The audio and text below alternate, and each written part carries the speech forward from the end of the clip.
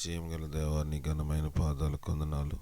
ఈ రాత్రికాల సమయంలో ఈ గృహంలో ఏ వాక్యం కావాలో, మొదటిగా నాకేం కావాలో, ఏర్పరిచిన వారికి ఏ వాక్యం కావాలో మీరు దయచేసి బలపరచము. రెండవ వారం ఈ కూటము జరిగిస్తూ ఉన్నాము.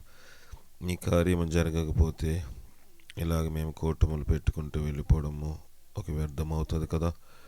కార్య సాధన మీరు జరిగించము. పేతురు చెరసాల నుంచి వచ్చే వరకు సంఘం అత్యాశక్తితో ప్రార్థన చేశారు. అలాంటి ప్రార్థన ఆత్మచేత నన్ను మమ్మల్ని నింపి బలపరిచి, నా నోటిని ముట్టుము, నా శరీర బలహీనతలను నీరు సిలువు చాటున వాటిని దేవా తండ్రి పారద్రోలి నన్ను కూడా నీ సిలువు చాటును మరుగుపరిచి మీరే నీ వాక్యం చేత మాకు కావలసిన వాక్యము దయచేసి నీవే నడిపించండి. అయోగ్యుడను అపిత్రులను పాపుల ప్రధానులను పరిశుద్ధులు అల్పుడని జ్ఞాపకం చేసుకుని నీ వాక్యం యొక్క వెలుగులో మారదే స్థితిని మాకు బయలుపరచమని క్రీస్తు ద్వారా అడిగి వేడుకొని పొందుకొనుచున్నాం పరమ తండ్రి, ఆమెన్. ప్రభువైన యేసుక్రీస్తు యొక్క ప్రశస్తమైన మీ అందరికీ వందనాలు. కూటమి ఏర్పాటు చేసిన కుటుంబానికి కూడా ప్రత్యేకమైన వందనాలు తెలియజేస్తూ ఉన్నాను. దేవుని వాక్యము గత వారము ఇక్కడ ఏం చెప్పబడింది చూసి కాదు, చూడకుండా చెప్పాలి. ఏం చెప్పాము చెప్పండి, మర్చిపోయారా? కుటుంబానికైనా జ్ఞాపకం ఉండాలి కదా.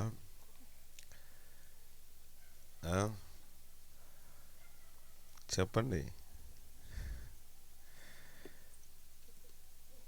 చెప్పలేరా? సరే చూసి చెప్పండి.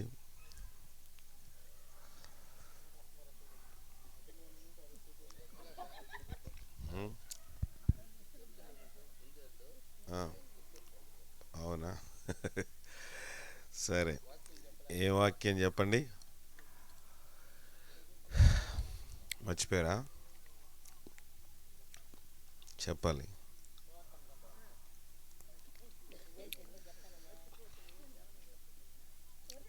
గుర్తులేదు ఎవరికి?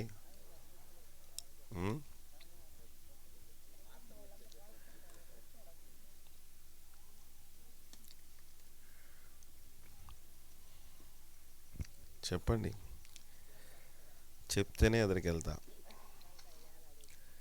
వాక్యం గుర్తు పెట్టుకోవట్లేదు కదా. చింతపిక్కలు నవ్వులుతున్నారా? మీరు చాక్లెట్ నవ్వులుతారా నన్ను అనొచ్చు మీరు కదా. నేను గొంతు కోసమే వేస్తున్నాం, మీరు టైంపాస్ కోసం వేస్తున్నారేమో కదా. చెప్పు చెప్పు, రిఫరెన్స్ చెప్పు. అపోస్తులు 10:23 చదవండి.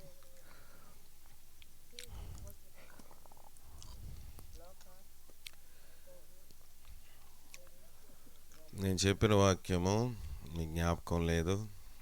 ఇదిగో 18 సంవత్సరాల నుంచి బలహీనపరచు దయ్యం పట్టిన అబ్రహాము కుమార్తెను సాతాను బంధించిన అబ్రహాము కుమార్తె కనుక జ్ఞాపకం ఉంచుకోవాలి కదా. సినిమా 3 గంటలు చూసిన తర్వాత రాసుకుంటారా? పక్క వాళ్ళకి, ఎదుటి వాళ్ళకి అందరికీ చెప్పేస్తారు. ఒక ఆయన కూడా సినిమా చూసినోడితో సినిమాకి వెళ్ళకూడదంట. ఆడికి స్టోరీ తెలుసు కాబట్టి ఆడికన్నా ముందు చెప్పేస్తుంటాడు. కానీ మనకి దేవుని వాక్యము తెలుసు కానీ జ్ఞాపకం ఉంచుకోవట్లేదు. అందుకే దేవుని వాక్యం మనకు జ్ఞాపకం ఉండదని చంటి బిళ్ళల చేత వాక్యంలో ఏం చేస్తారు? కంఠస్థము చేయిస్తారు. ఎందుకంటే బైబిల్ లేని రోజులు ఉన్నప్పుడు ఎలాగా? బైబిల్ లేకపోతే మనం వాక్యం చెప్పలేకపోతే కష్టం కదా. రెఫరెన్స్ తెలియకపోయినా వాక్యం వాకముంటే నీ వాక్యమే నన్ను బ్రతికించును, బాధల్లో అదే నాకు నెమ్మది కలుగ చేయును. కనుక లోకసు వార్తలో నుంచి ఆ భాగం మీతో మాట్లాడాను. బలహీనపరచు దయ్యము, రక్తస్రావం గురించి మాట్లాడాను. సాతాను బంధించిన అబ్రహాము కుమార్తె కనుక సాతాను బంధిస్తుంది మనుషులని చెప్పాను. ఇదేమో ఇంకా నాకు వాక్యం ఏమి రాలేదు, దేవుని సందు నుంచి ఏం చెప్పాలో ఇంకా నాకు ఏమీ నడిపింపు రాలేదు. వాక్యము పొడిగిస్తున్నప్పుడు దేవుడి రెఫరెన్స్ నాకు గుర్తు చేస్తూ ఉన్నాడు. 2 కొరింథీ 21:34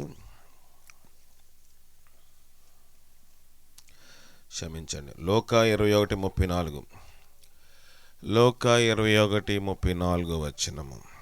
లోకా రాసిన సువార్త 21 మీ హృదయములు ఒకవేళ తిండి వలనను మత్తు వలనను ఐహిక విచారముల వలనను మందముగా ఉన్నందున ఆ దినము అకస్మాత్తుగా మీ మీదకి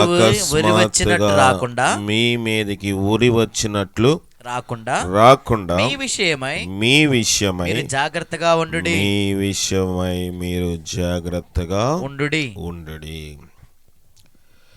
మీ హృదయములు ఒకవేళ అన్నాడు అంటే కొన్నిసార్లు దాని వల్ల కూడా అయ్యి ఉండవచ్చు. మీ హృదయములు ఒకవేళ తిండి వలనను, రెండోది మత్తు వలనను, మూడోది ఐహిక విచారం వలనను మందముగా ఉన్నందున. నాలుక కొన్నిసార్లు మనకు తిరగదు. ఎందువల్ల చెప్పండి? నత్తున్న వాళ్ళు వేరు. చిన్నపిల్లలకి నాలుక స్పష్టంగా మాట్లాడతారు. ఎదిగే కొద్దీ మనలోని మందము అంటే కొవ్వు వచ్చినప్పుడు నాలుక స్పష్టంగా మనము మాట్లాడలేము. కొవ్వు ఎక్కువైతే నడవలేము. కొవ్వు ఎక్కువైతే కాళ్ళు నొప్పులు వస్తాయి, ఒళ్ళు నొప్పులు వస్తాయి.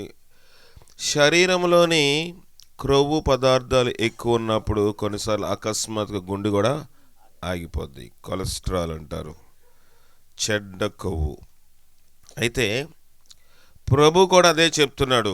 ఒకవేళ తిండి వలన, రెండోది మత్తు వలన, మూడోది ఐహిక విచారముల వలన.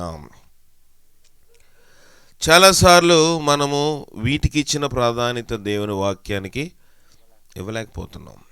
తిండికి ఇచ్చిన ప్రాధాన్యత, మొదటిది తిండి.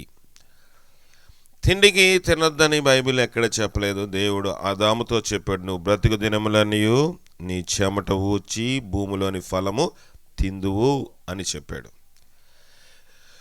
ఈ లోకంలో దేవుడు మనకి ఆహార పదార్థాలు ఇచ్చాడు, అన్నీ వండుకునే జ్ఞానం ఇచ్చాడు, వార్చుకునే జ్ఞానం ఇచ్చాడు, తినే జ్ఞానం ఇచ్చాడు, శుభ్రం చేసుకునే జ్ఞానం ఇచ్చాడు, అన్ని జ్ఞానం ఇచ్చాడు.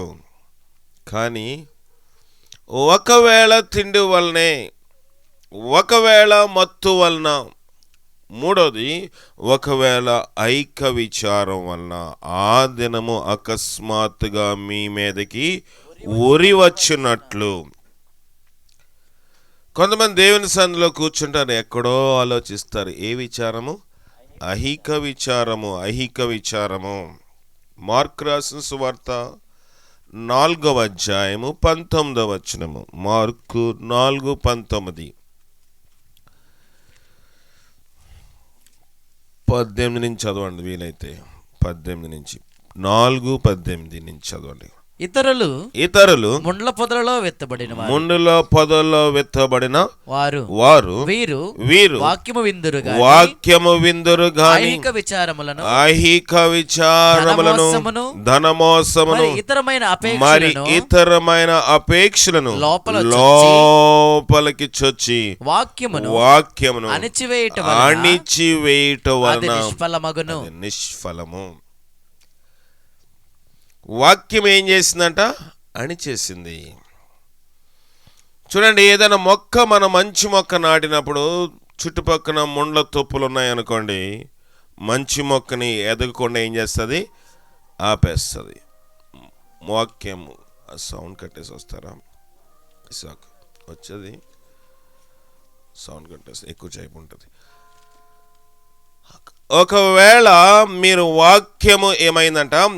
మీరు వాక్యం విందురు గాని ఐక్య విచారములను, ధనమోసములను, మరి ఇతరమైన అపేక్షలను లోపలికి చొచ్చి. ఎక్కడికి వచ్చేసింది అంట? లోపలికి వచ్చాయి.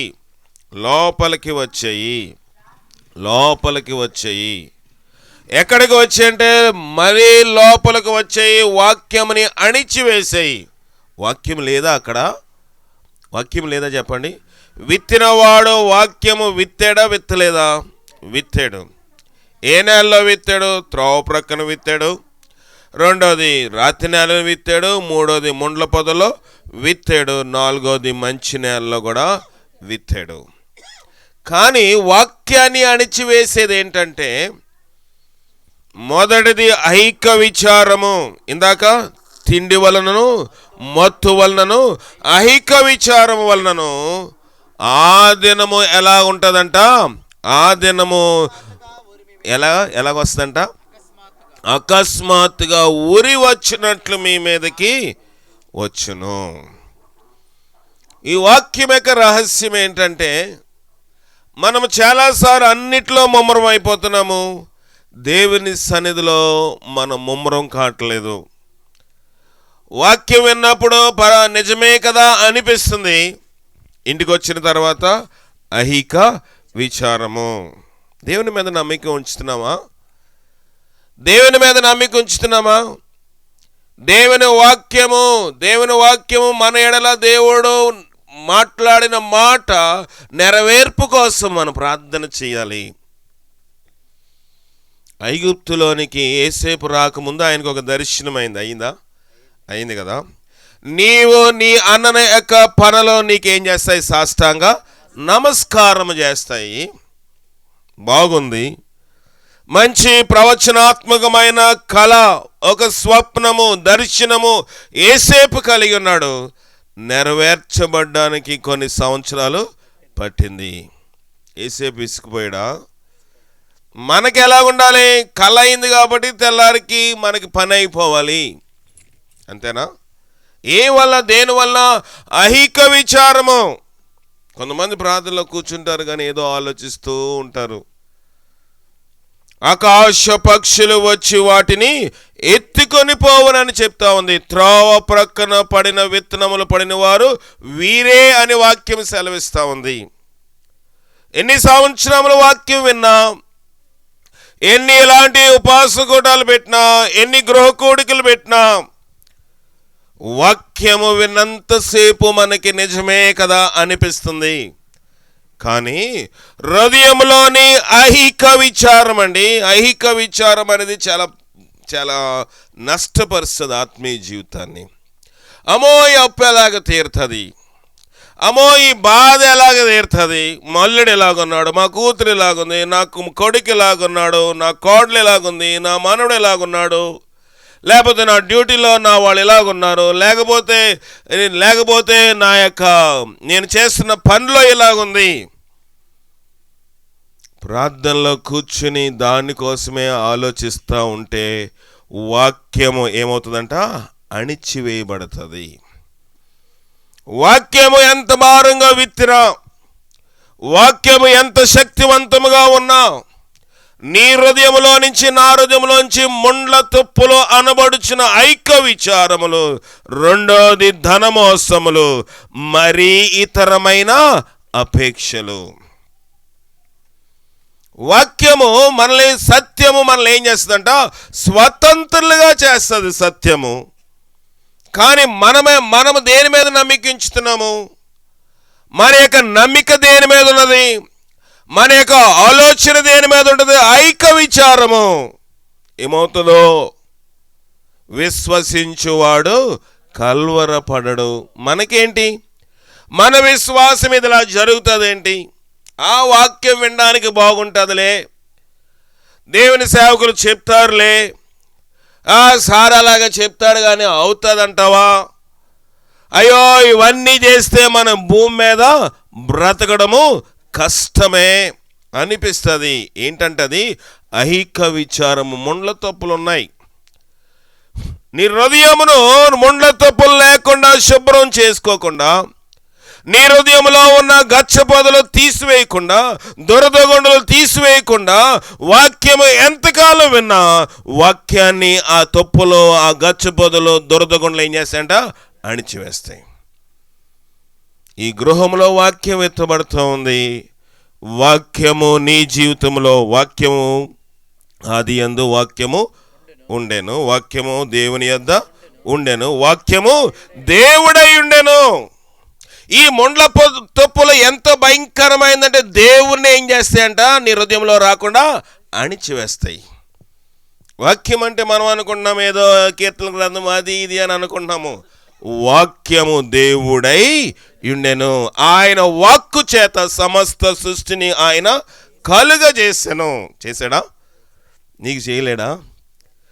నాకు చేయలేడా? చేస్తాడని అంటున్నారు.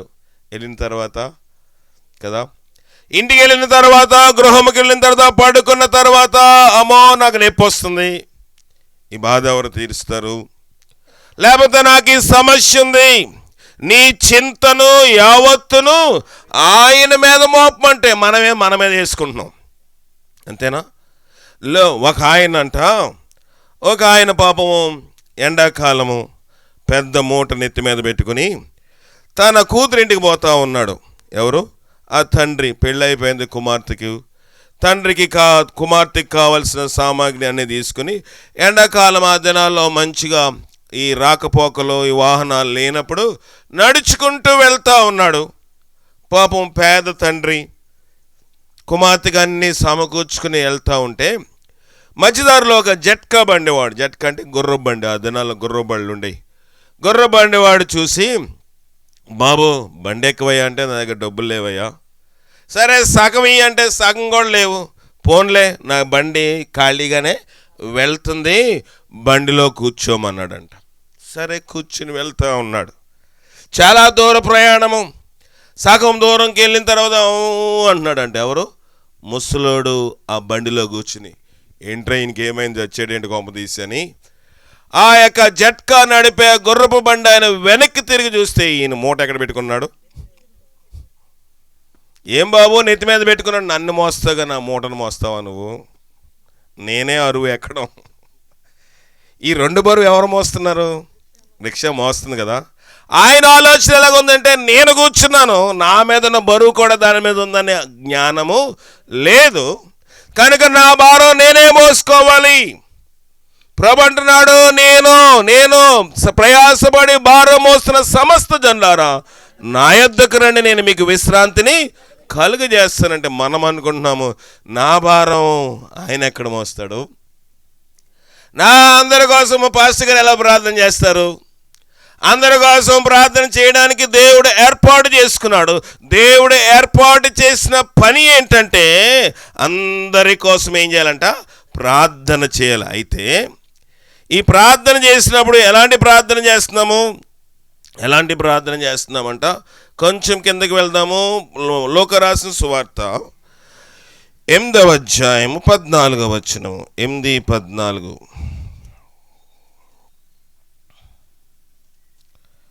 లోక 8:14. మొండ్ల పొదలలో పడిన విత్తనమును పోలిన వారెవరనగా విని కాలము గడిచిన కొలది జీవ సంబంధమైన విచారముల చేతను ధనభోగముల చేతను అణిచివేయబడి పరిపక్వముగా ఫలింపని వారు మంచి నేల నుండి విత్తనములు పోలిన వారెవరనగా యోగ్యమైన మంచి మనసు. సరిపోతుంది. 1 తిమోతి 5:22 కూడా చదువుదాం. 1 తిమోతి 5వ అధ్యాయం 22వ వచనము. త్వరపడి ఎవని మీదైనను హస్త నిక్షేపణ చేయకము, పరుల పాపములో పాలివారై ఉండకము, నీవు పవిత్రుడిగా ఉండినట్లు చూచుకొనుము. ఇప్పుడు అయ్యగారు అందరి కోసం ప్రార్థన చేయాలి వద్దా? చేయాలి కదా. కానీ బైబిల్ ఏం చేస్తుందంటే, త్వరపడి ఎవని మీదనైనను హస్త నిక్షేపణ చెయ్యొద్దు. నేను ప్రార్థన చేస్తాను, మీకు తగ్గుతుంది, మీరు చేసిన పాపముల అన్నిట్లో నేనేమవుతున్నానంట? పాలివాడు. త్వరపడి ఎవరి మీద హస్త నిక్షేపణ చేయకము, పరుల పాపములో పాలివారై ఉండద్దు. అంటే అలాగని నేను చేసి ప్రార్థన చేయకూడదని కాదు, కానీ నేను మీకోసం ప్రార్థన చేసేవాడు మిమ్మల్ని దిద్ది సరిచేసి ప్రార్థన చేయాలి. మీరు పోంగట్టుకుని వచ్చేసి నేను ప్రార్థన చేస్తే దాంట్లో నేను కూడా ఏమవుతున్నాను? పాలివాడిని అవుతాను. మీరు తాళ్ళు తాయెత్తులు కట్టుకుని వచ్చి నన్ను ప్రార్థన చేయమంటే నేను దాంట్లో ఏమవుతున్నాను? పాలివాడిని అవుతున్నాను.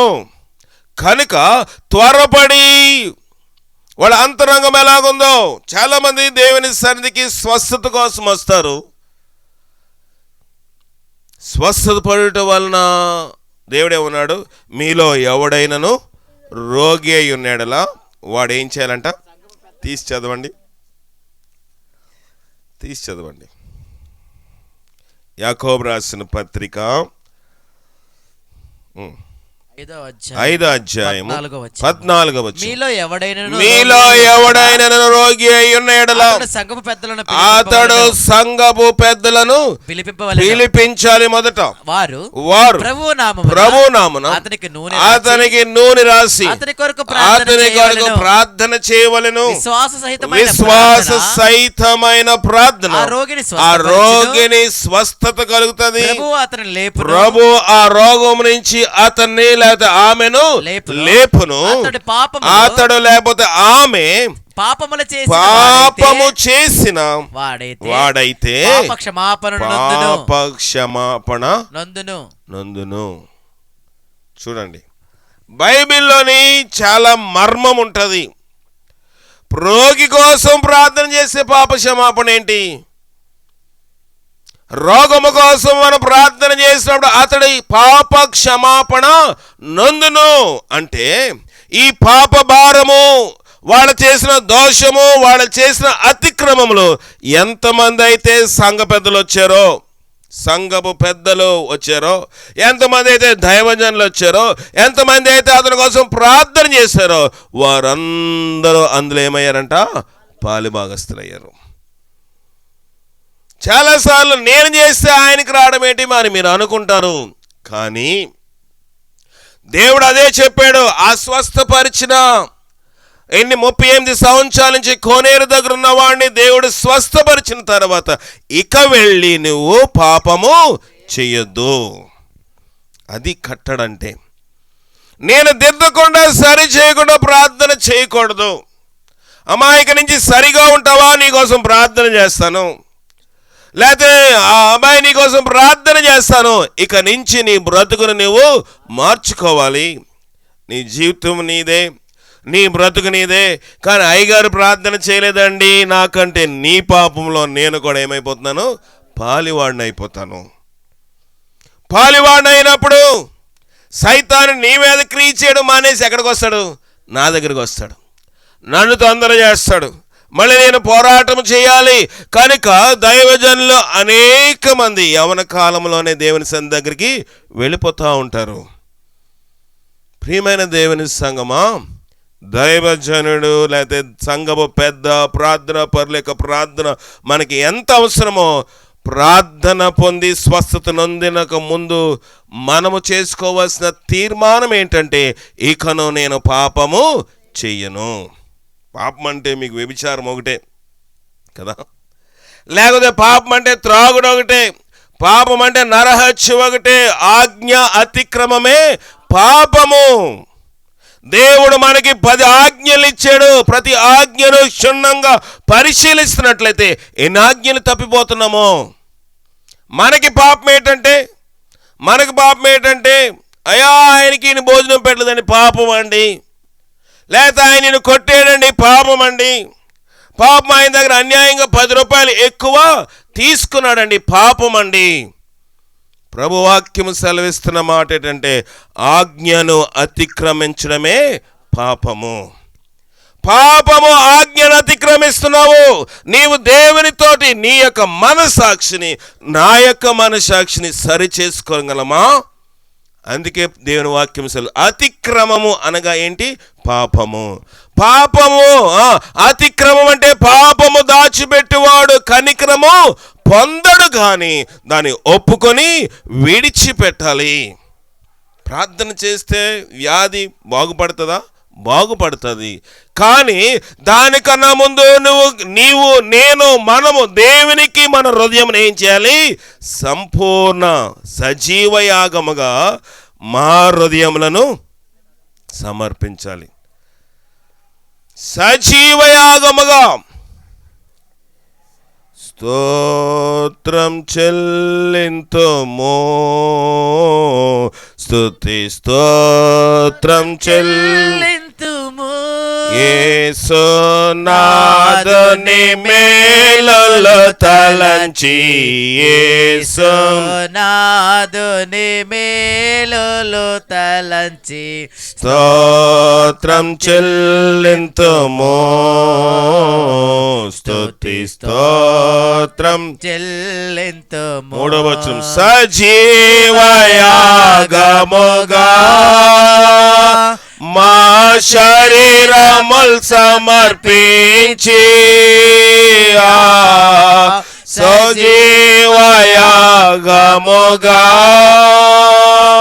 మా శరీరముల్ సమర్పించి సంపూర్ణ సిద్ధినందా శుద్ధాత్మను సాగితివి, సంపూర్ణ సిద్ధినందా శుద్ధాత్మను సాగితివి. స్తోత్రం చెల్లింతుము, స్తుతి స్తోత్రం చెల్లింతుము. సజీవ యాగముగా మన శరీరములు ఏం చేయాలంట? సమర్పించాలి. సంపూర్ణంగా మనకి సిద్ధి అంటే, సంపూర్ణంగా మన జీవితంలో వెలుతురు రావాలంటే, సంపూర్ణ ఆరోగ్యం రావాలంటే, సంపూర్ణ విడుదల రావాలంటే ప్రభు అన్నాడు, సజీవ యాగముగా మీ శరీరాల్ని సమర్పించండి. మీరు ఆయన కోసము కట్టబడుచిన సజీవ రాళ్ళు వలె ఉన్నారు. ఇటుకలతో మనం గోడలు కడతాము, రాళ్ళతో గోడలు కడతాము, ఇసుక సిమెంట్తో గోడలు కడతాము. కానీ సజీవ రాళ్ళు వలె మనము దేవునికి ఒక దేవాలయం కట్టగలమా? మీ హృదయములో ఒకవేళ తిండి వలనను, మొత్తు వలనను, ఐక విచారముల వలన మందముగా ఉన్నందున ఆ దినము అకస్మాత్తుగా మీ మీదకి ఉరి వచ్చినట్లు వచ్చును గనుక మీ విషయమై జాగ్రత్తగా ఉండుడి. ఆ దినము భూమి యందంతటా నివసించు వారందరికి అకస్మాత్తుగా వచ్చును. సరిపోతుంది. దేవుని వాక్యం సెలవిస్తుంది, మీరు జాగ్రత్తగా ఉండండి. ప్రయాణమై వెళ్తే జాగ్రత్తగా వెళ్ళండి అని చెప్తాం కదా. ప్రభు అన్నాడు తిండి విషయం జాగ్రత్త అంటున్నాడు. ప్రభు అన్నాడు దేని విషయం అంట? మొత్తం విషయము జాగ్రత్త. ఒకవేళ ఎక్కువ నిద్రపోయి ప్రార్థన చేయలేకపోతున్నామేమో కదా. ఆ ఉదయం కొంచెము కొనుకుబాటు, కొంచెము కాళ్ళు ముడుచుకునిట చింపురి గుడ్డలను మనల్ని ఏం చేస్తుంట? ధరించేటట్లు చేస్తుంది. మనం అనుకుంటాము ఈ దినం ప్రార్థన చేయలేదా, రేపు ఉదయమే లేస్తానులే, ఉదయమే లేచి ప్రార్థన ఖచ్చితంగా చేస్తాను. ఉదయం ఎలాగుంటుంది? చలిగా ఉంది, కొంచెం పడుకుందాము, కొంచెం నిద్రపోదాము, తర్వాత ప్రార్థన చేద్దాము. ఎంతమంది ప్రార్థన చేస్తారు చేయలేమన్నా? ఎంతమంది రోజు ఒక గంట, రోజుకి నీవు నేను దేవునికి ఇవ్వాల్సిన సమయము 2.5 గంటలు. ఈ 2.5 గంటలు టీవీ చూడొచ్చులే, పక్క వాళ్ళతో అసుకు కొట్టొచ్చులే, లేకపోతే ఎదిరింటి వాళ్ళు పక్కింటి వాళ్ళు సమాచారం తెలుసుకోవచ్చులే అనుకుంటున్నాము. ఐక విచారము మనకి అందువల్ల ఉగ్రత అకస్మాత్తుగా వస్తుందంట. ఎందువల్ల వచ్చింది? మెళుకు లేకపోవడం వల్ల. ఎందువల్ల వచ్చింది? ప్రార్థన లేకపోవడం వల్ల. ఎందువల్ల వచ్చింది? దైవికమైన సన్నిధి లేకపోవడం వల్ల. దేవునికి ఇచ్చు విషయంలో మనము నిత్యము దొంగిలిస్తూనే ఉంటున్నాము. పని పాటలకు పోతాము, 12 గంటల డ్యూటీ ఉండొచ్చు, 10 గంటల డ్యూటీ ఉండొచ్చు, 8 గంటల డ్యూటీ ఉండొచ్చు. ఇంకా దినానికి ఎన్ని గంటలు మిగిలిపోయి 12 గంటలు డ్యూటీ చేసినా, 12 గంటలు వ్యవసాయం చేసినా, 12 గంటలు వ్యాపారం చేసినా, 12 గంటలు చదువుకోవడానికి పోయినా ఇంకెన్ని ఉండిపోయండి? 12 గంటలు ఉండిపోయి 12 గంటలు నిద్రపోతామా చెప్పండి? 12 గంటలు నిద్రపోతాం, మహా అయితే ఒక 8 గంటలు, మహా అయితే 8 గంటలు నిద్రపోతాం. మనుషుడికి కావాల్సిన 6 గంటలు నిద్ర. పోనీ 8 గంటలు నిద్రపోయాము, పోనీ 10 గంటలు నిద్రపోయాము, ఇంకా 2 గంటలు ఉండిపోయింది కదా, ప్రార్థన చేస్తున్నామా? తిండి వలన రెండోది మత్తు. మత్తు అనేది చాలా ప్రమాదకరమైనది. కొంతమంది ప్రార్థనలో నిద్రపోతూ ఉంటారు కదా. ప్రార్థనలో నిద్రపోవచ్చా చెప్పండి? ప్రార్థన అన్నం తినేటప్పుడు ఎవరైనా నిద్రపోతారా చెప్పండి? అన్నం తినేటప్పుడు ఎవరైనా నిద్రపోతారా? అన్నం తినేటప్పుడు ఎవరు నిద్రపోరు. చిన్నప్పుడు ఒక సంవత్సరం నేను హాస్టల్లో ఉన్నాను. హాస్టల్లో ఉన్నప్పుడు ప్రతి మంగళవారం మాకు గుడ్డు వేస్తారు రాత్రులు. గుడ్డు వేస్తే ఒకరోజు సడన్గా కరెంట్ పోయింది, నా ప్లేట్లో గుడ్డు పోయింది. కరెంట్ పోయిన ప్లేట్లో గుడ్డు కూడా మాయమైపోయింది. ఏంట్రా గుడ్డు కనపడదంటే, బాబు కరెంట్ పోయినప్పుడు ఎవడు గుడ్డు మీద చెయ్యి వేసుకోవాలని చెప్పాడు ఒకడు నాకు. ఎవడు గుడ్డు మీద కరెంట్ పోయినప్పుడు వాడు చెయ్యి వేయకపోతే పక్కోడు చెయ్యి మన గుడ్డు మీదకి వస్తుందంట. అలాగే మనం మెళుకువ లేకపోతే ఆత్మీయంగా మన ఆహారం ఎవరు తినేస్తారు? పక్కోడు తినేస్తాడు, సైతాను తినేస్తాడు. ఐక్య విచారం వల్ల, తిండి వలన నీ హృదయము మత్తు వలన మందముగా ఉన్నదేమో. మందమైపోతుందండి మన హృదయము. పడుకుందాంలే, రెస్ట్ తీసుకోవాలి. దేవుడు కూడా ఆదామునకు గాఢ నిద్రను కలిగజేశాడు. నా ప్రాణమా తినుము, త్రాగుము, సుఖించుము. బాగానే ఉంది చెప్పుకోవడానికి వాక్యము, కానీ దేవుని సన్నిధిలో మనము గడిపే సమయం ఎంత? నా ప్రార్థన కూడా మీరే చేసేయండి. నీ అన్నం కూడా నేను తినేస్తానా? తినేసాను అనుకోండి పొరపాటుని, ఈయన ఎంత మూర్ఖుడండి, తినేయమంటే నిజంగా తినేసాడండి. ఆయన మనసాక్షి లేదండి. మనము ఆయన గురించో ఆమె గురించో ఎంతెంతో దూరం మాట్లాడతాము, కానీ వాక్యము నీవు నేను వినాలి. వాక్యం వినేటప్పుడు నిద్ర రాకూడదు. నిద్ర రాకపోతే నువ్వు నిద్రపోతా ఉంటే నీ ఆహారము సైతాను ఎత్తుకెళ్ళిపోయి తినేస్తాడు, నిన్ను తినేవాడు. కనుక మందముగా ఉన్నందున ఆ దినము అకస్మాత్తుగా మీ మీదకి ఊరి వచ్చినట్లు వచ్చును. మీ మీదకి ఊరి వచ్చినట్లు వచ్చును. తిండి మత్తు. మూడోది ఐక్య విచారము.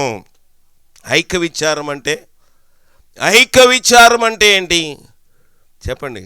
ఐక్య విచారం అంటే, అమ్మో ఏం జరుగుతుందో, అయ్యో ఏం సంపాదించాలి, అయ్యో పిల్లలు పెద్దవాళ్ళు అవుతున్నారు పెళ్ళిళ్ళు చేయాలి, ఏమి తిందుమా, ఏమి త్రాగుదుమా, ఏమి ధరించుకుందుమా, ఏం తినాలి, ఏం కూర వండుకోవాలి. కూరకి సెట్ అవ్వలేదు అనుకోండి, కలరం అయిపోతుంది కొంతమందికి. ఇదేనా కూరకి ఏమి కూరాకు లేదు కనుక ఏం వండాలి?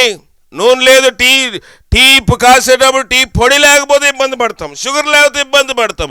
ఏమి తిందుమా, ఏమి త్రాగుదుమా, ఏమి ధరించుకుందామా. పండగ వస్తుంది కదా, కొత్త బట్టలు ఉండాలి, మంచిదే. కొత్త బట్టలు కొనుక్కోదని చెప్పను, కానీ దానికోసం మనం ఎక్కువగా ఆలోచన చేయకూడదు. ఆకాశ పక్షులు చూడుడి, అవి దున్నవు, విత్తవు, కొట్టులో ధాన్యము ఆయనను మన పరలోకపు తండ్రి వాటిని ఏం చేస్తానంట? పోషిస్తున్నాడు. వాటికంటే మీరు శ్రేష్ఠులు కారా, ఆయన వస్త్రము మీకు ఇస్తాడు అని ఉందా బైబిల్లో? వస్త్రము మీకేను. వస్త్రము దేవుడు ధరింపజేస్తాడు. ఆదాముకి అవ్వకి వస్త్రాలు ఉన్నాయా? ఉన్నాయి. ఎలాంటి వస్త్రాలు అంటాయి? ఆకులు. ఎండొస్తే స్తోత్రం అంటే అర్థం ఏమైంది? ఎండొస్తే ఎండిపోతే మొత్తం దిగంబరత్వం కనపడుతుందని. ఎండో గాలి వచ్చిందంటే ఆకులు ఏమైపోతాయి? ఎగిరిపోతాయి. దిగంబరత్వం అంతా, నగ్నము, బోడేలుతనం అంతా కనబడుతుంది. అలాంటి వస్త్రములు చేసుకున్నారు ప్రభు అన్నాడు. అలాంటి వస్త్రములు కాదు, నేను మీకు శ్రేష్టమైన వస్త్రములు ఇస్తాను గనుక ఒక ఎద్దునో, దున్నపోతునో, మేకనో, దేనో వధించి వారి కోసము చర్మపు చొక్కాయిలు తొడిగించాడు. దేవుడు చేయించి కుట్టించి వారికి ఇచ్చాడు. ప్రియమైన దేవుని సంగమా, మనం అనుకున్నాము ఏమి తినాలి, ఏమి త్రాగాలి, ఏమి ధరించుకోవాలి, ఏమి సంపాదించాలి, మంచిదే. కానీ వాటి వల్ల, ఒకవేళ వాటి వల్ల నీ ఇంటికి, మన ఇంటికి, నా ఇంటికి స్వస్థత రాకుండా, దేవుని ఆశీర్వాదం రాకుండా దానికి బదులు ఉగ్రత వస్తుందేమో. జాగ్రత్తగా చూచుకొనడి. చూడండి, కొంచెం కిందకి వెళ్దాము. లోక రాసిన సువార్త 10వ అధ్యాయము 41. ఇక్కడ విచారం చూద్దాం. 10:41. అందుకు ప్రభు మార్తా నీవు అనేకమైన పనులు గూర్చి విచారము కలిగి తొందరపడుచున్నావు గాని అవసరమైనది ఒక్కటే. ఏంటంట?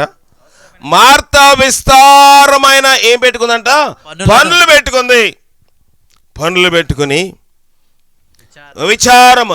మార్తా విస్తారమైన పనులు పెట్టుకుని ఏమందంటే విచారము. ఏ విచారము? ఐహిక విచారము. పనులు, లేనిపోయిన పనులన్నీ ఊర్లో ఈ పక్క వాళ్ళు, ఎదురోళ్ళు మనం వేసుకుంటాం. తెలుగులో ఒక మంచి ముందు మంద మనం ఏం చేసుకోవాలంట? మంద మనం కడుక్కోం, పక్క వాళ్ళు కట్టడానికి రెడీ అయిపోతాం. దేవుని వాక్యం దానికి మంచిగా చెప్పింది. వాక్యం ఏంటంటే, దేవుడు ఏమన్నాడు? వేషధారి మొదట నీ కంటిలో ఉన్న దూలమును తీసివే, ఎదుటాడు కంట్లో నలుసు నీకు బాగా కనబడుతుంది. మనకు మనం కడుక్కోవాలండి. లేనిపోయిన అంత పని, ఇంత విస్తారమైన పని పెట్టుకుని అలసిపోయి మంచం గడ్డంగా పడుకుని తెల్లారు లేస్తాం. మార్తా అని 2 సార్లు దేవుడు వార్నింగ్, హెచ్చరికగా మాట్లాడుతున్నాడు. మార్తా నీవు అనేకమైన పనులు గూర్చి విచారము కలిగి తొందరపడుతున్నావు. విచారం వల్ల ఏమొచ్చిందంటే ఆవిడికి తొందర. ఇక్కడేమో యేసయ్య కూర్చున్నాడు కుర్చీ వేసుకొని, మరియమేమో అక్కడ ఏం పనులు చేయట్లేదు. ఎక్కడికి వచ్చింది? ఈ మరియం గారు కాదండి, ఆ బైబిల్లో మరియం గారి గురించి మాట్లాడుతుంది. ఆ మరియమ్మ వచ్చి ఎక్కడికి వచ్చింది? యేసయ్య పాదాల దగ్గర కూర్చుంది. మార్తమ్మ కోపం వచ్చింది. ఈ మార్తమ్మ కాదు కానీ మార్తమ్మకి ఏమొచ్చిందంట? కోపం వచ్చింది. ఇప్పుడు పరిచర్య చేయదు కానీ ఇంక వాక్యం అని వాక్యం దగ్గర కూర్చుంది కదా. పరిచర్య చేయనండి మనకు కోపం వస్తుంది కదా. ఇక్కడ మార్తమ్మ పరిచర్యలో ఉంది. యేసుప్రభు వచ్చాడు కనుక పాయసం ఉండాలి, యేసుప్రభు వచ్చాడు కనుక రసం ఉండాలి, సాంబారు కూడా ఉండాలి. యేసుప్రభు వచ్చాడు కనుక గోంగూర పచ్చడి కూడా ఉండాలి, స్వీట్ ఉండాలి, అట్టుపు ఉండాలి. అన్ని పెట్టాలా? అన్ని వెరైటీలు తయారు చేస్తుంది ఎవరు? మార్తమ్మ. ప్రభు అన్నాడు, నువ్వు విస్తారమైన పనులు పెట్టుకొని బహుగా అన్ని వెరైటీలు అవసరం లేదు కడుపు నిండడానికి. అందుకే ప్రభు అన్నాడు, నువ్వు తిన్నది తెల్లారికి ఎక్కడ పోతే బహిర్భూమిలోనికి వెళ్ళిపోతే, దానికోసం నువ్వు తొందరపడుతున్నావు. కానీ అవసరమైనది ఒక్కటే. మరియా ఉత్తమమైన దాన్ని ఏర్పరచుకున్న దానిని ఆమె యొద్ద నుండి ఎవరును తీసివేయలేరు. ఏది మనం సంపాదిస్తున్నాము? పరిచర్య చేయొద్దని నేను చెప్పటం లేదు. పరిచర్యలో విస్తారంగా పరిచర్య. నీకు టైం లేనప్పుడు, నీకు సమయం లేనప్పుడు, దాన్ని నీ కోసం కలిసి పని చేసేవాళ్ళు లేనప్పుడు, నీ పనిని నా పని మనం ఏం చేసుకోవాలి? కుదించుకోవాలి, తగ్గించుకోవాలి. విస్తారమైన పనులు పెట్టుకుంది. 100 వెరైటీలు వండుతున్నట్టుంది. ఎవరు? మార్తమ్మ. మరియమ్మ కోపం వచ్చింది. యేసుప్రభు వచ్చినప్పుడు ఇన్ని వెరైటీలు ఎందుకు? పెడదాము, మంచిగా తృప్తిగా పెడదాము, 1-2 పెడదాము. ఆయన మళ్ళీ మన దగ్గర రాడు. ఆయనకు భోజనం ఏర్పాటు చేసుకుంటూ మనం వంటశాలలోని వంటగదిలో ఉండిపోతే వాక్యం ఎప్పుడు వింటాము అని తొందరపడితే ప్రభు అన్నాడు.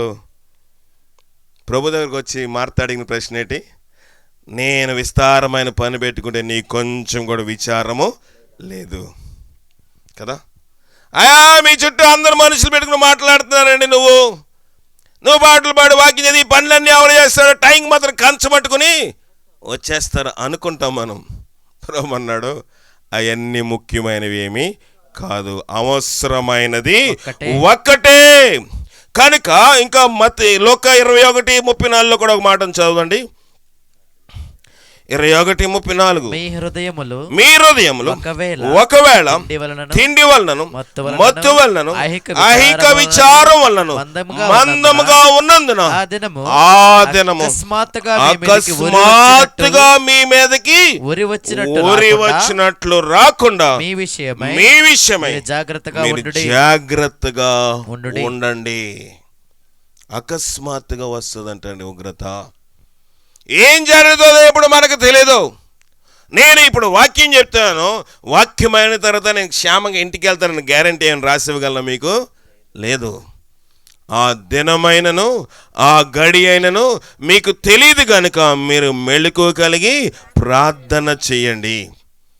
యేసు ప్రభు తన శిష్యులతో చెప్పినప్పుడు, యేసు ప్రభు తన శిష్యులు నిద్రపోతూ ఉంటే, మత్తులారా ఎంతకాలం నేను మిమ్మలను మేల్కొల్పాలి, కొంచెం సమయం కూడా మెళుకువగా ఉండలేరా?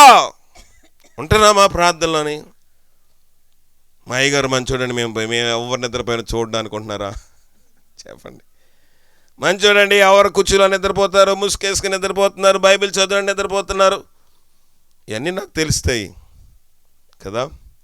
ఆ రకరకమైన నిద్రలు మనం నిద్రపోతూ ఉంటాము. అమ్మే వాక్యం అయిపోయిందా, ప్రార్థన అయిపోయి కొంతమంది లేపాలి, లేకండి బాబు ప్రార్థన అయిపోయిందని సిగ్గు కదా.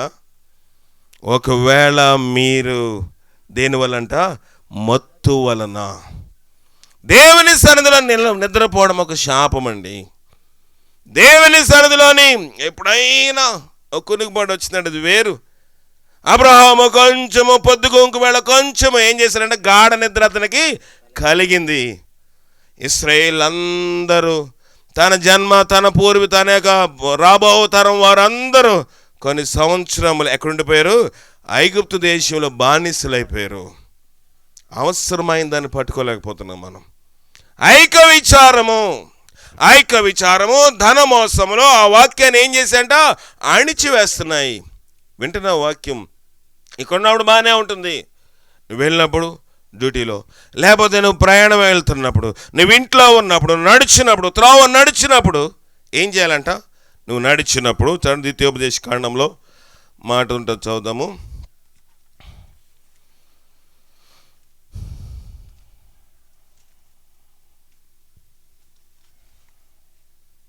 ద్వితీయోపదేశ కాండము 20 ఒక్క నిమిషం.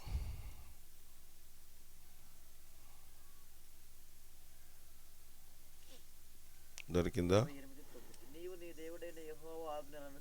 అనుసరించి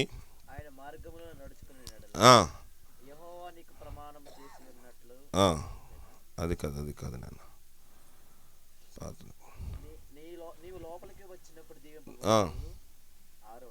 చదవండి.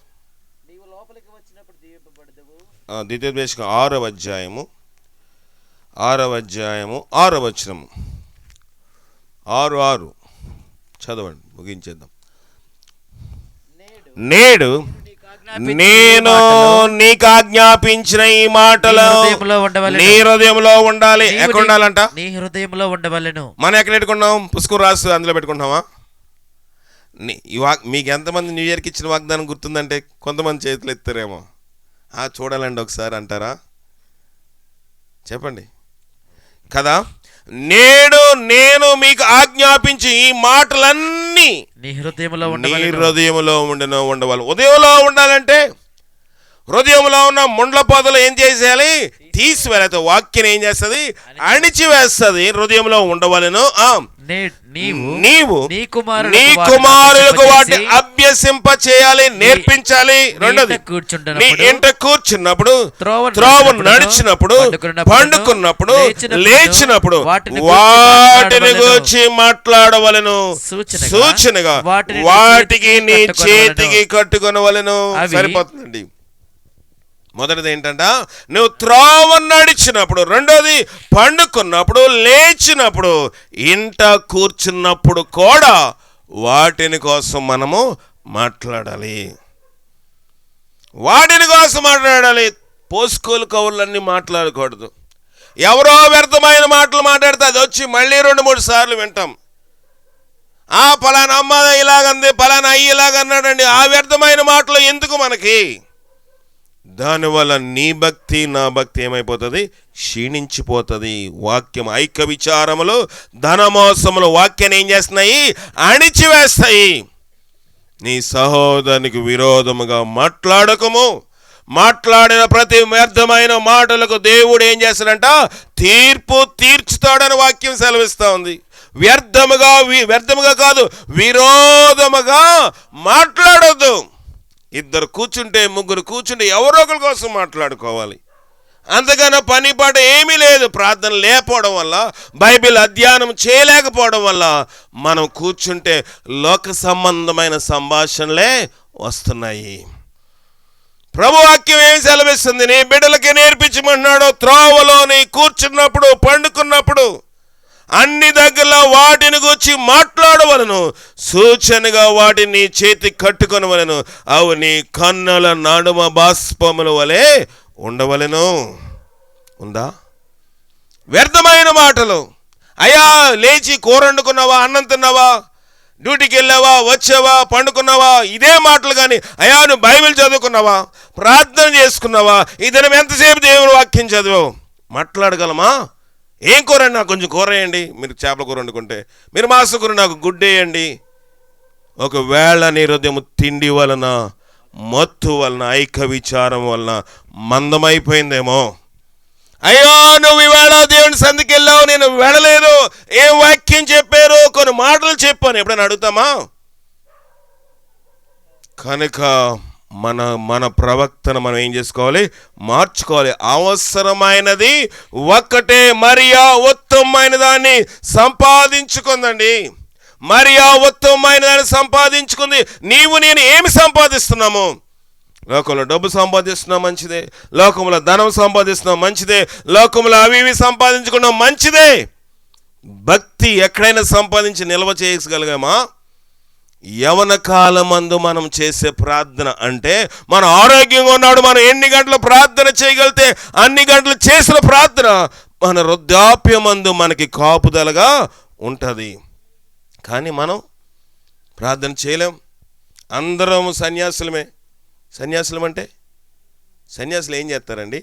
మఠం వేసి కూర్చుంటారు. కొంతమంది ఒకళ్ళిద్దరు కూడా కనపడరు. ఒక్కొక్కసారి అయ్యో కొంచెం మోకరించి ప్రార్థన చేయండి. ముడుకు నొప్పులు ఉన్న వాళ్ళు, పెద్దోళ్ళ సంగతి పక్కన పెట్టండి. చిన్నపిల్లలు కూడా మోకరించలేకపోతున్నాము. వయసులో ఉన్నవాళ్ళు కూడా మోకరించలేకపోతున్నాము. ఒక 5 నిమిషాలలో ప్రభువా నీ సన్నిధిలో నేను మోకరించి ప్రార్థన చేస్తాను. సైతాన్ అంట వాక్యం చెప్పేవాడికి భయపడ్డంట. సైతాన్ అంట పాటలు పాడేవాడికి భయపడ్డంట. సైతాన్ ఎవడికి భయపడతాడు? మోకరించి ప్రార్థన చేసేవాడికి సైతానుడు భయపడతాడు. నీ ఇంటిలో ఇంకా అపవాది ఉందంటే, నా గృహంలో ఇంకా అపవాదికి చోటు ఉందంటే, ఎక్కడో మనకి, నీకు, నాకు మోకాళ్ళ ప్రార్థన లేదు. మోకరించి ప్రార్థన చేస్తున్నామా? సన్యాసులే కూర్చున్నామా? వాళ్ళ సన్యాసులు, వాళ్ళకి ఏం పని లేదు. మనకి దేవుడు ఎంతో పని ఇచ్చాడు. దేవుడు మనకి విస్తారమైన పని అప్పగించాడు. ఆయన పని చేయాలంటే కనీసం ఒక 5 నిమిషాలను మోకరించి ప్రార్థన చేయగలమా? మోకాళ్ళ ప్రార్థన ఎంతో ప్రాముఖ్యమైనది. దేవుడు నాకు నేర్పుతున్న పాఠములు దినదినం నేర్చుకున్నాను. ఒంటరిగా ఉన్నాడు, ప్రార్థన చేయమన్నప్పుడు దేవుడు ప్రార్థన చేస్తా ఉన్నప్పుడు దేవుడు కార్యములు చేస్తా ఉన్నాడు. వ్యర్థమైన మాటలు పలుకకుండా నా నాలుకతో నేను నిబంధన చేసుకొని ఉన్నాను. ఇంకా వ్యర్థమైన మాటలే పలుకుతామా? ఇంకా నీ సహోదరుని మీద విరోధముగా మనము మాట్లాడుతూ ఉన్నామా? కీర్తనలు 1వ అధ్యాయం 1వ వచనము.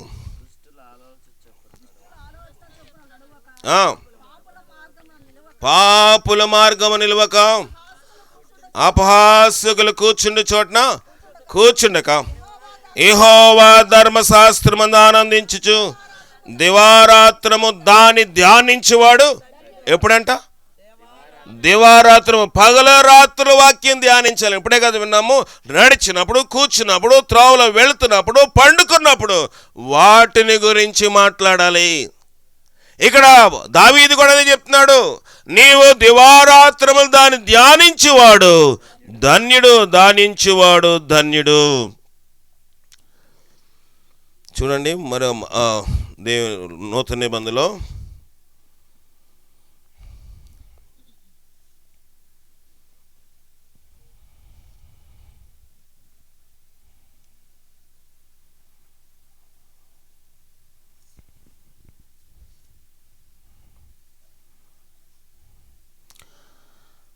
మత్తయి రాసిన సువార్త 12వ అధ్యాయము 32వ వచనము.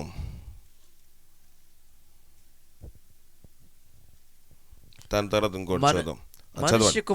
మనిషి కుమారునికి విరోధముగా మాట్లాడిన వానికి పాప క్షమాపణ కలదు గాని పరిశుద్ధాత్మకు విరోధముగా మాట్లాడు వారికి ఈ యుగమందైనను రాబో యుగమందైనను పాప క్షమాపణ లేదు. యేసుప్రభుకి విరోధంగా మాట్లాడితే ఏముందంట? పాప క్షమాపణ ఉంది. కానీ పరిశుద్ధాత్మ అంటే దేవుడు ఏం చెప్పాడంటే, యేసుప్రభు వెళ్తూ శిష్యులతోటి మీతో మక్కువయుండు పరిశుద్ధాత్మను మీ మీదకి మీ యొద్దకు పంపేదని. ఇదిగో నా శిష్యులారా ఎరుకలంచుడి మీతో మక్కువయుండు పరిశుద్ధాత్మను పంపెదను. ఇదిగో నా శిష్యులారా ఎరుకలుంచుడి. దేవుడు ఏమన్నాడంటే, వాక్యము నిబ్బరము చేసుకో, పరిశుద్ధాత్మను పంపుతానన్నాడు. వాళ్ళకి పాప క్షమాపణ లేదు. అయితే యాకోబు రాసిన పత్రికలో ఏమన్నాడు చూద్దాము. యాకోబు 4:11 సహోదరులారా ఒకనికి విరోధముగా ఒకరు మాట్లాడొద్దు. ఎవరికంట? ఇందాకేమన్నాడు? పరిశుద్ధాత్మకు విరోధంగా మాట్లాడొద్దు, పాప క్షమాపణ లేదు. ఇప్పుడు దేవుడు అన్నాడు, మీరు ఒకరికి విరోధంగా ఒకరు మాట్లాడకుడి. తన సహోదరునికి విరోధముగా మాట్లాడి తన సహోదరునికి తీర్పు తీర్చువాడు ధర్మశాస్త్రమునకు వ్యతిరేకముగా మాట్లాడుచున్నాడు. ధర్మశాస్త్రమునకు మాట్లాడి ధర్మశాస్త్రమునకు తీర్పు తీర్చుచున్నాడు. నీవు ధర్మశాస్త్రముకు తీర్పు తీర్చినలా ధర్మశాస్త్రము నెరవేర్చువాడవు కాక న్యాయము విధించువాడవైతివి, తీర్పరివి అయితివి. తన సహోదరునికి విరోధముగా మాట్లాడేవాడు ఎవరికి విరోధంగా మాట్లాడుతున్నాడంట? ధర్మశాస్త్రమునకు, దేవునికి విరోధంగా మాట్లాడుతున్నాడు. నువ్వు మాట్లాడితే ఏ వచనం మాట్లాడు? శుభవచనము మాట్లాడము. వ్యతిరేకమైన మాట మాట్లాడకూడదు. వ్యతిరేకత ఉంటే మనము దిగమింగుకోవాలి. మనం విన్నది, చూసింది, చెప్పింది 10 మందికి చాటం కాదు, కానీ మనము దిగమింగుకున్నప్పుడే ధర్మశాస్త్రం ఏం చేస్తున్నామంట? నెరవేర్చుచున్నాము. లేకపోతే ధర్మశాస్త్రమునకు తీర్పు తీర్చువారం అయిపోతాం. మోషే 10 ఆజ్ఞలు 40 దినాలు రేయింబగళ్ళు కొండ మీద ఉండి తీసుకున్న ఆజ్ఞలకే మనం ఏం చేస్తున్నామంట? తీర్పు తీర్చువారం అయిపోతున్నాము. ఒకనికి విరోధముగా ఒకడు మాట్లాడొద్దు. నీ మాటలు నా మాటలు ఎలాగున్నాయి? విరోధంగా మాట్లాడుతున్నాం. దానివల్ల మనం తీర్పురం అయిపోతున్నాము. తీర్పు తీర్చొద్దు అన్నాడు దేవుడు. మీకు తీర్పు తీర్చబడును అన్నాడు దేవుడు. తీర్పు తీర్చకుడి, మీకు తీర్పు తీర్చబడును. అందువల్లే అనేక ఇబ్బందులను మనము పొందడానికి కారణము మన మాటలు కొద్దివిగా ఉండాలి. మన మాటలు కొద్దివిగా ఉండాలి. విస్తారమైన మాటల్లో దోషం ఉండక మానదన్నాడు వాక్యము. దోషం తెచ్చుకుంటాం, లేనిపోయిన మాటలు మాట్లాడతాం. మన మాటలు రక్తి కట్టడానికి ఇంకా 2-3 మాటలు మనం మాట్లాడేస్తాము. దానివల్ల తీర్పు తెచ్చుకుంటున్నాము. బలహీనత, వ్యాధి, అప్పులు, ఏదైనా సమస్య కావచ్చు. ఒకవేళ వీటి వలన వస్తున్నాయేమో, ఒకవేళ ఐక్య విచారం వల్ల వస్తున్నాయేమో, ఒకవేళ ధనమోసం వల్ల వస్తున్నాయేమో, ఒకవేళ మత్తు వల్ల వస్తున్నాయేమో, ఒకవేళ మాటల వల్ల వస్తున్నాయేమో. ప్రభు ఈ రాత్రికాల సమయంలో నాతో, ఈ కుటుంబంతో, మీ అందరితో మాట్లాడుతున్న మాట ఏంటంటే, వాటి వలన రాకుండా జాగ్రత్తగా చూచుకొనడి. అట్టి జాగ్రత్త కలిగి ముందుకు సాగినట్లుగా పరిశుద్ధాత్మ శక్తి సహాయం చేసి కాపాడుగా. ప్రార్థన చేసుకుందాం. ప్రార్థన చేయండి, అందరూ ప్రార్థన చేయండి. 2 నిమిషాలు. ప్రభా, నీ శక్తి మాకు దయచేయండి, నీ బలం మాకు దయచేయండి, నీ ఆత్మతో ఉంచండి. జాన్ మరికి ప్రార్థన చేస్తారు. జీవము గల దేవా, నీ ఘనమైన పాదాలకు వేలాది వందనములు, స్తుతులు, స్తోత్రములు. దేవా, ఈ రాత్రికాల సమయంలో ఎంతో శ్రేష్టమైన వర్తమానం ద్వారా మాతో మాట్లాడి ఉన్నారు. ప్రభా, ఈ గుహముకును ప్రభా కూడి వచ్చిన మాకును నా ప్రభా ఎంతో మర్మము మాకు తెలియజేసి ఉన్నారు. నిజమే ప్రభా, మేము ఆయా ఎదుగున తండ్రి తిండి వలనను మత్తు వలన నా ప్రభా ఐహిక విచారములను మా యొక్క హృదయంలో ఉంచుకొని ఉండడం కనుకనే ప్రభా మా కుటుంబాలలో మా గృహాలలో ప్రభా అనారోగ్య సమస్యలు, అప్పుల బాధలు, అయా ఏ విధమైన అయా ప్రభా ఐహిక విచారములు మాలో ఉన్నాయి కనుకనే ప్రభా వాటి నుంచి విడుదల మేము పొందలేకపోతా ఉన్నాము. దేవా, నువ్వు మాతో మాట్లాడిన విధానం బట్టి స్తోత్రములు చెల్లిస్తా ఉన్నాం ప్రభా. నిజమే అయా, ఇదిగో నా తండ్రి, మా మాటలు కొద్దిగా ఉండాలని చెప్తా ఉన్నావు. ఇతరుల నా ప్రభా మేము తీర్పు తీర్చేవారముగా ఉంటా ఉన్నామేమో ప్రభా. అయా మాకు చేతనేది ఇతరుల నిమిత్తమై ప్రార్థన చేయడానికి మీరు కృప చూపించండి. కానీ ప్రభువా, వారి నిమిత్తమై మాట్లాడడానికి ఎక్కడ మా పెదవులను రానివ్వద్దు ప్రభువా. దానిని బట్టి మేము నా ప్రభువా మా యొక్క మనసులలో ఏక విచారం ఉంచుకుంటున్నాము కనుకనే అయా నీ కార్యములు చూడలేకపోతా ఉన్నాం, నీ అద్భుతములు చూడలేకపోతా ఉన్నాం ప్రభువా. మా కుటుంబాలలో మా గృహాలలో అనారోగ్యములు ఉన్నాయంటే కేవలం అది మా ఐహిక విచారముల వలన ప్రభా. వాటి వలన అకస్మాత్తుగా ఉరి మా మీదకి వచ్చినట్లు ప్రభా రాకుండా మరి జాగ్రత్తగా చూసుకోమని చెప్తా ఉన్నావు ప్రభా. ఇదిగో నాన్న, అటువంటి మాటలు మాట్లాడిన వలన ప్రభా ఐహిక విచారములు మాలో ఉన్నాయేమో ప్రభా. మాతో మాట్లాడినందుకై స్తోత్రములు చెల్లిస్తున్నాం ప్రభా. అయా ఎదుగు నా తండ్రి, మేము తిండి వలన మత్తు కలిగి ఐహిక విచారముల మనసులో ఉంచుకొని ఉరి తెచ్చుకునే వారముగా ఉంటా ఉన్నామేమో. ఈ రాత్రికాల సమయంలో మాట్లాడిన విధానం బట్టి స్తోత్రములు చెల్లిస్తా ఉన్నాను దేవా. అనేక పర్యములు మాతో మాట్లాడున్నావు అయా. నిజమే, ఏమి తిందుమా, ఏమి త్రాగుదమా, ఏమి ధరించుకుందామా అనే నా ప్రభా విచారము కలిగి ఉన్నావు ప్రభా. మరి అయితే నా తండ్రి పాదముల యొద్ద చేరి ప్రభా వాక్యం కలిగింది ప్రభా. మార్త అయితే నా విస్తారమైన పని పెట్టుకుని ఉన్నది దేవా. ఇదిగో మేము కూడా మార్త వల్ల విస్తారమైన పని పాటలలో విచారము కలిగి తొందరపడి మాట్లాడుతున్నామేమో ప్రభా. మా పెదవులను కట్టి మేము ప్రార్థిస్తా ఉన్నాం దేవా. ఈ రాత్రికాల సమయంలో నాతో మీరు సూటిగా మాట్లాడిన విధానం బట్టి స్తోత్రములు చెల్లిస్తా ఉన్నాను అయా. మమ్మల్ని క్షమించమని ప్రార్థిస్తా ఉన్నాను. మా మాటలను మీరు తగ్గించమని ప్రార్థిస్తాను. విస్తారమైన మాటలు ఎక్కడ మాట్లాడకుండా ప్రభా కొద్దుగా ఉండి మాట్లాడడానికి కృప చూపించమని ప్రార్థిస్తా ఉన్నాను అయా. కుటుంబంలో నా ప్రభా అయా ఏ మాట ద్వారా మీరు మాట్లాడి ఉన్నారో నాకైతే తెలియదు అయా. వచ్చిన వారు గ్రహించడానికి సహాయాన్ని దయచేయమని ప్రార్థిస్తా ఉన్నాం. ఒకరి నిమిత్తమై ఒకరు మాట్లాడుకోవడం కాదు, కానీ ప్రభా ఒకరి మీద ఒకరు విరోధంగా ఉండడానికి ఎక్కడ వీలు లేదు ప్రభా అయా. అటువంటి మాటలు తెలిసినప్పుడు వారి నిమిత్తమై ప్రార్థన చేయడానికి మీ కృప చూపించమని ప్రార్థిస్తున్నాం నా దేవా. రాత్రికాల సమయంలో విన్న వాక్యాన్ని మేము ఎక్కడ వదిలిపెట్టి అయా వెళ్ళకుండా నా ప్రభా అయా మా హృదయాలలో ఆయా వాక్యం ఉన్నట్లయితే ప్రభా అయా. ఎదుగు నా తండ్రి, నిజమే అనేక మంది మత్తు వలన నా ప్రభా నీకు ప్రార్థన చేయలేని వారముగా ఉంటా ఉన్నాం. మాలో ఉన్నటువంటి ఐహిక విచారం వలన ప్రార్థన కొదువైపోతా ఉన్నది దేవా అయా. మీరు సహాయాన్ని దయచేయండి. రాత్రికాల సమయంలో అయా ఈ అంశం ద్వారా మాతో మాట్లాడినందుకే స్తోత్రములు చెల్లిస్తా ఉన్నాను. మా ఆత్మీయ ఆహారాన్ని సాతారాన్ని ఎక్కడ దొంగలించుకొని ఎత్తుకొని పోకుండా నా ప్రభా మా హృదయాలలోని వాక్యం ఉంచుకొని ప్రభా అయా ఐక్య విచారాలన్నీ తీసివేసి సాక్షులుగా జీవించి మా కుటుంబాలలో మా యొక్క గృహాలలో నా ప్రభా ఆశ్చర్యకార్యములు అద్భుత కార్యములు చూచలాగిన సహాయాన్ని దయచేయమని యేసయ్య పరిశుద్ధ నామములో ప్రార్థన చేసి అడిగి వేడుకొంచున్నాను తండ్రి. దేవా నీ వాక్యంకే వందనాలు దేవా. నువ్వు నాతో మాతో మాట్లాడిన విధానంకై నీకు వందనాలు. నీ వాక్యము విని గృహాలకు వెళుతున్నాము. మొదటగా నాకు కూటమి ఏర్పాటు చేసిన కుటుంబానికి కూడి వచ్చిన సంఘం అంతటికి మీరు దీవించి బలపరచము. వాక్యం విన్నప్పుడు దానికి ప్రకారం నడుచుకోవడానికి లోపల ఉన్న ముండ్ల తుప్పలు మేము పెరిగి వేసుకుని ఈ వాక్యం ద్వారా అభివృద్ధి, ఆశీర్వాదం, దీవెన పొందగలట కృప దయచేసి భద్రపరిచి చేయటం దూరపరచము తండ్రి. మా మాటలు కొద్దిగా ఉండటకు మా పని పాటలు కొద్దిగా ఉండటకు దేవా. ఎక్కడ వాటి వల్ల మేము దేవా తండ్రి తొందరపడి ఎవరిని మేము దూషణగా మాట్లాడకుండా నీ సహాయం చేతను మమ్మల్ని నింపి, ఒకవేళ మేము ఎవరితో విరోధంగా మాట్లాడి ఉంటే ధర్మశాస్త్రంగా తీర్పు తీర్చువారమని వాక్యము యాకోబు పత్రిక ద్వారా మాట్లాడుతూ ఉంది.